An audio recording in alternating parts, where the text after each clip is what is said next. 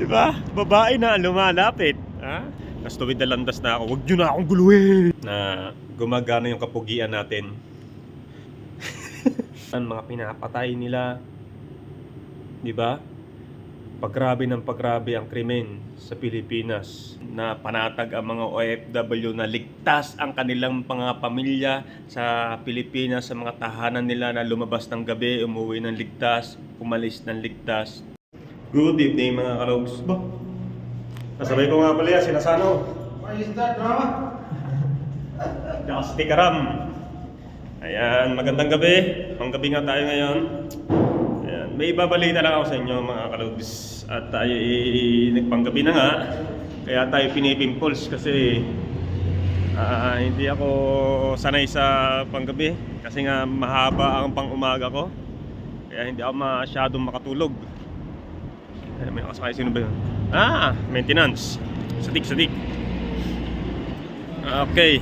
So mamaya ko na ibabalita sa inyo ang ibabalita ko, pero magugulat kayo sa ibabalita ko, baka wala pa maniwala. Talagang tunay. Ha? Sabihin ko sa inyo, babae na lumalapit. Aba. Di ba? Nagulat na lang ako paggising ko. Nag-message sa akin ng babaeng to. Hindi, di ba? Ikaw rin iisipin mo, bakit nag-message sa akin to at ganoon yung mga tanungan. Di ba? Babae na lumalapit. Ha? Di ba? Malupitan. Sinabi ko na sa inyo, ilan yung ibabalita ko sa inyo. Malupitan, ha? Kayo na humusga at alamin nyo, ha? Kung sino yun. Di ba? Natatawa ako eh. Gising ko kasi kailangan natin gumising. Siyempre magluluto tayo ng pambaon natin. Tapos maliligo, mag-aasikaso sa sarili. Ayan. At tapos pagtingin mo sa messenger, pak! Ganun. So hindi ako nagre-reply. Ayoko mag-reply dahil ayoko kausapin yung mga ganung tao. Dahil ika nga sinabi ko, ako ay talagang nasa tuwid na landas na. Ayoko nang lumihis at ayoko na maulit yung mga pangyayaring mga kagaguhan na yon. Talagang hindi na. Nasa na ako, na sobrang sisi ako sa buhay ko nung nangyari yung mga ganung bagay. Kaya nasa tuwid na landas na ako. Huwag nyo na akong guluhin. Hello guys, gigising ka lang. Ayan, dugtungan natin yung vlog natin para matuloy.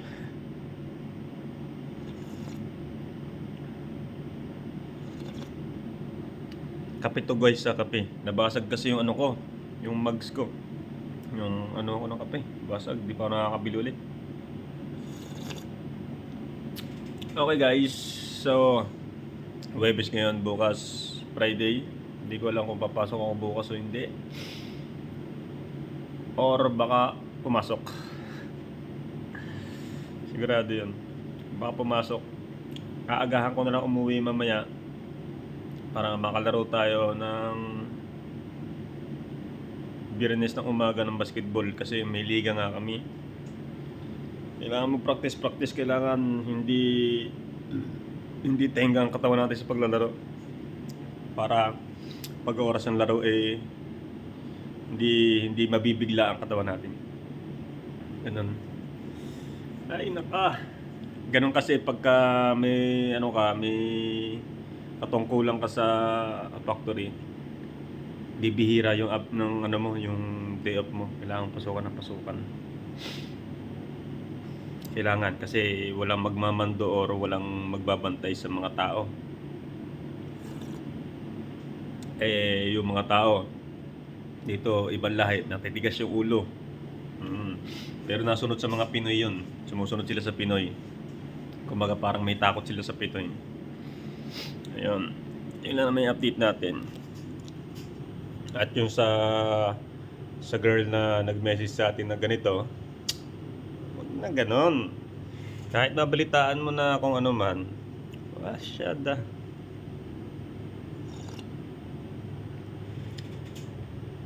So, bahala na kayo mag-isip ko sino ito yun. Hindi, nagulat lang ako kaya shinare ko sa inyo na gumagana yung kapugian natin. Aray ka! Alam nyo na yung balita ngayon sa mga about politics, di ba? pinangunahan agad ni Sara Duterte na tatakbo siya na bilang presidente. So ang daming na alarma. So nakilala niya lahat ng kalaban niya. Galing. Ang daming na alarma, guys. Di ba pag na-impeach ba yun, bawal ka nang tumakbo ng kung ano man. So pag ano ang magiging paraan pagka kunyari nangyari yun. Kaya pala ang daming paraan o ang daming ginagawa ng mga kalaban niya para hindi siya makatakbo o mapatasik siya sa about politics. Ayun. Kaya ang dami na alarma. Saan kayo? Sino ang presidente nyo sa 2028? Saan kayo? Nasa mga kamay nyo pa rin o sa pagpili nyo pa rin kung sino yung magiging presidente ng Pilipinas sa 2028? Mga kababayan ko, mga kapwa ko Pilipino, mga netizen, mga lahat, pangkalahat ng Pilipino. Nasa kamay nyo po ang mananalo o kung sino yung gusto nyong presidente sa Pilipinas na sana ay may magbago o may pagbabagong mangyayari. Ngayon, puro korap. Talagang halatang-halata ang korap. Talagang matindi ang korupsyon sa atin ngayon. Grabe. Kaya hindi ko masisisi yung ibang mga Pilipino na parang wala na talagang balak umuwi sa Pilipinas dahil nga sa mga nangyayaring ganyan. Oo.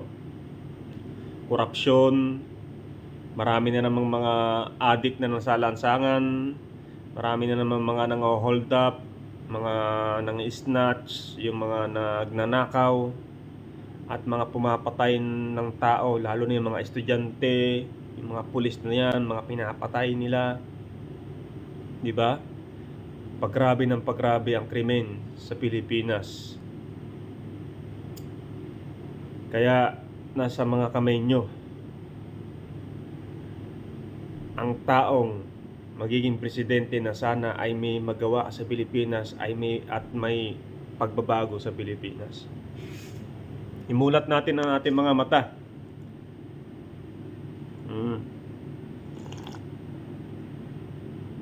Naubos na ang pondo ng taong bayan.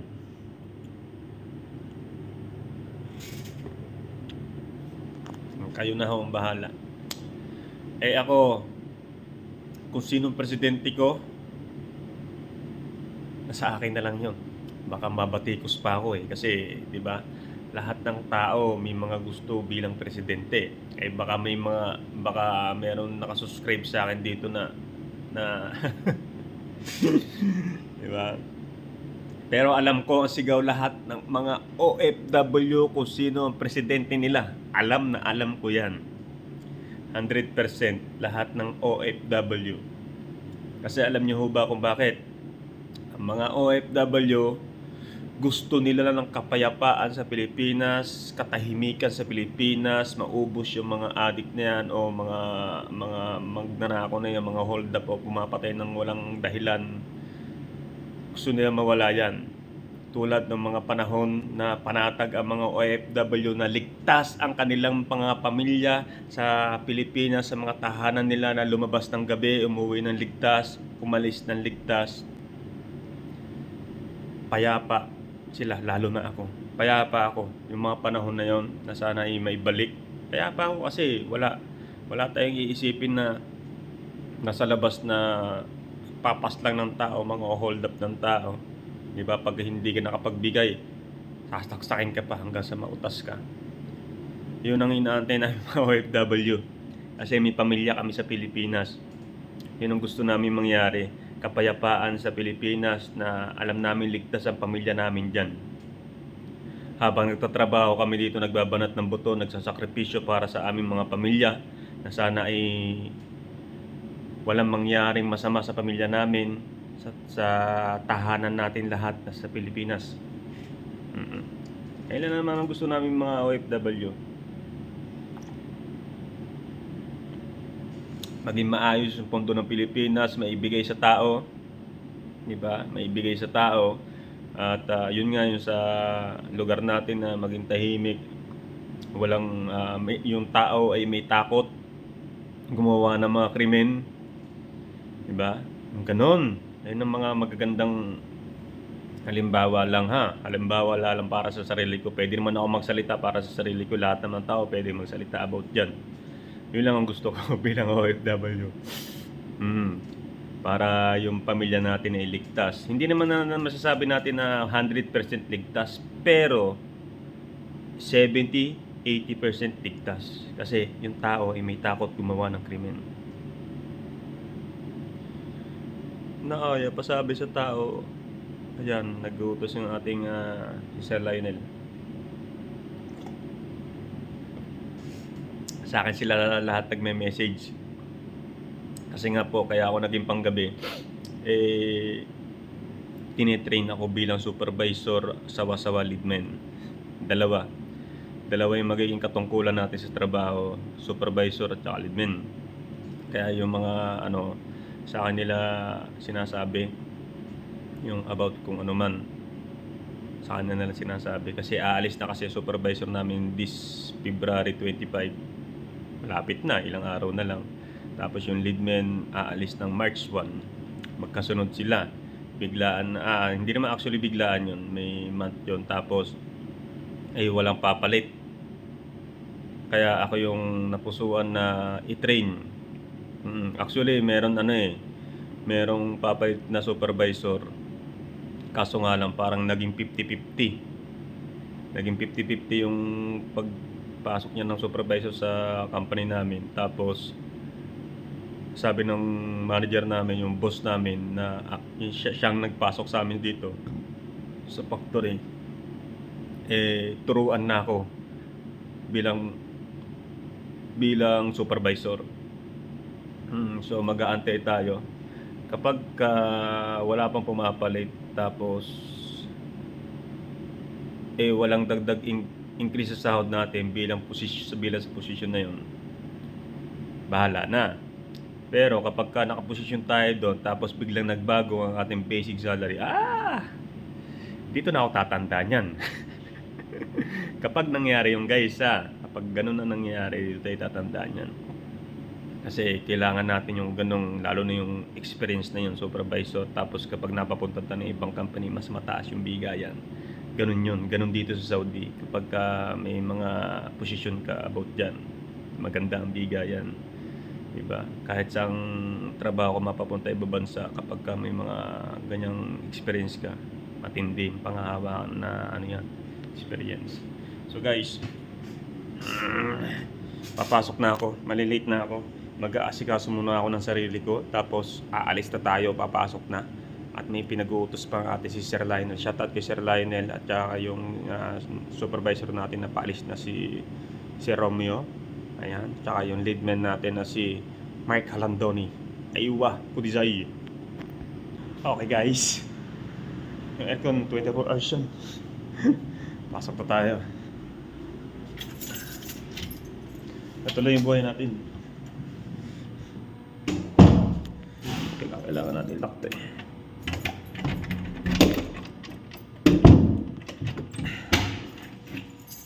Laki yung pinto. Yan yung buhay natin dito. Trabaho, uwi ng bilang, kain, tulog. Ibangan natin itong vlog, manood ng movie, tapos maglaro ng basketball.